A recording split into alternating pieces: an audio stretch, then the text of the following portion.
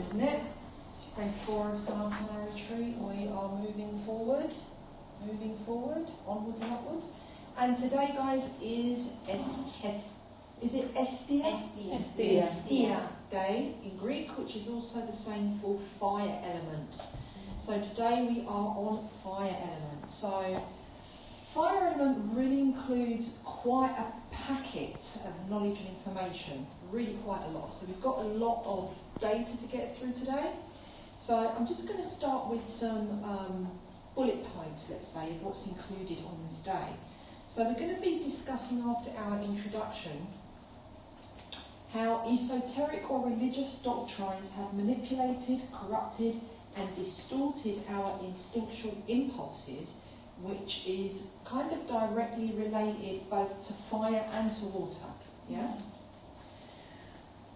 How they have encouraged us, protected us, prevented us and submitted us into humiliation, shame and confusion about sex and sexuality. Sex and sexuality is a big part of Fire Day, so we're going to be delving deep into that aspect in particularly. Without which, of course, referring to sex, nobody will even be here, right? There has to be that to be here. So we're going to discuss how we have used it, abused it in order to feel or accumulate states of power or status or worth.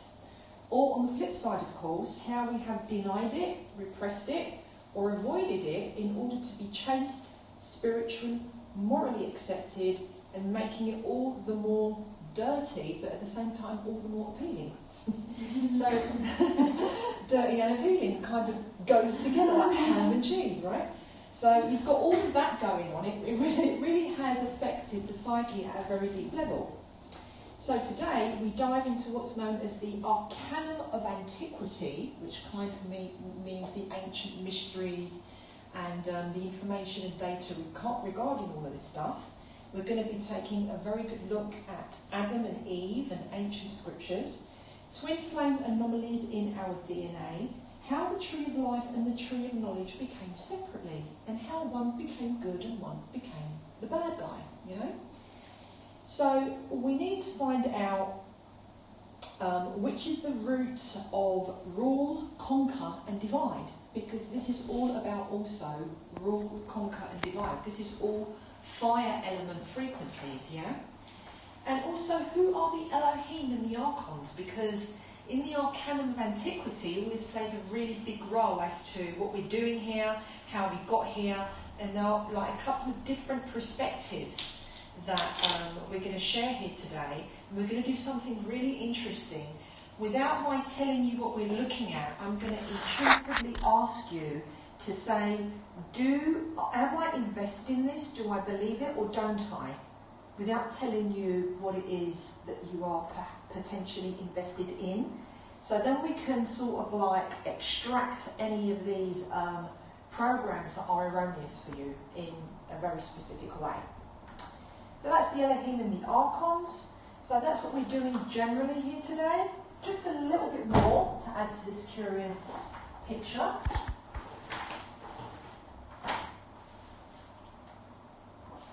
Yeah, so just a little bit about the alchemy of this stuff, okay? So you may have heard about the serpent, the bronze serpent. Yeah, so the bronze serpent is the one that Moses lifted up and put it on a pole and said, when it came to pass, if the serpent had bitten any man when he beheld a serpent, he lived. So that comes from the scriptures, the book of Numbers, chapter 21, paragraph 9. Okay, so the reason why I mention about the bronze serpent is because, again, it corresponds to the sex stuff, yeah? Sexual union is very much mirrored by the Trinity and the Vesica Pisces, up at the most sort of like a spiritual level, if you like. Fire is sexual union, however, if we don't use it, it will destroy you, yeah? And if you do use it badly, it can destroy you. And if you use it well, it can lead you to things to like success, empowerment, riches, benevolence, and abundance. Yeah. Now, the thing is with that is that we do have seen in many systems in our world where this has become very corrupt. For example, the priesthood. Yeah, the priesthood, because they are not perhaps engaging in sexual practices correctly, they have become child abusers. And this is a fact. It's not something that is condemnation, but it's absolute truth. So all these distortions will arise, and also we've seen these kind of distortions in Hollywood as well. But it also happens in our domestic environments as well, doesn't it? So if you're not using the sexual energy the way that you're meant to, then you've got to use other rituals to be able to transmute it. For example, pranayama. Okay?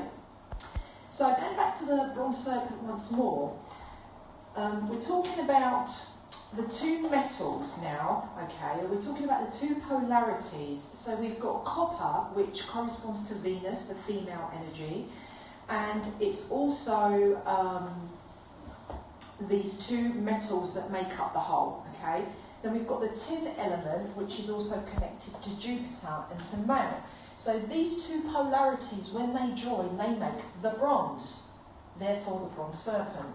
So we came from sexual union, and it's through sexual union that we have to rise back up, believe it or not. Yeah? So it is actually the secret knowledge of alchemy and the chemistry of God. So when we're talking about bronze, and when we're talking about fire element and how to create it correctly, this is what we're talking about. We're talking about sacred union. So we're beginning this process of sacred union today. Yeah? Now we're going to take a quick little look at the allegories with regards to the Garden of Eden and the Tree of Life, but just real quick. So when Eve fled from the archons, she took refuge in the tree of knowledge, which is the dark tree supposedly, the tree of death supposedly, and she hid in the tree of knowledge, which is also known as the spine in biblical Hebrew. So when they say, for example, that Eve was taken from a rib of Adam, it's allegorical. They're talking about the tree of knowledge and the spine. Okay? So Eve, in fact, what she represents is wisdom, or Sophia, or the light, or awakening, and these kind of words. And she is represented by the curled up serpent that resides in the base of the spine. Right, so she's hiding there. Ignorance, sleep, suppression of the sacred female, and all of this. So what we want to be doing is awakening that serpent from its coiled form in the base of the spine, and it's awaiting to be awakened, illumined, and to rise. So these are all fire element processes of which we're going to get into towards the end of this day. So thanks very much. Next week, Hydrojos, water element. See you here or be square. Subscribe to the YouTube, Helen Makes Miracles, Facebook, Instagram, and of course Periscope. Don't forget to kind of scroll forwards and backwards. There's loads to see there. Thanks.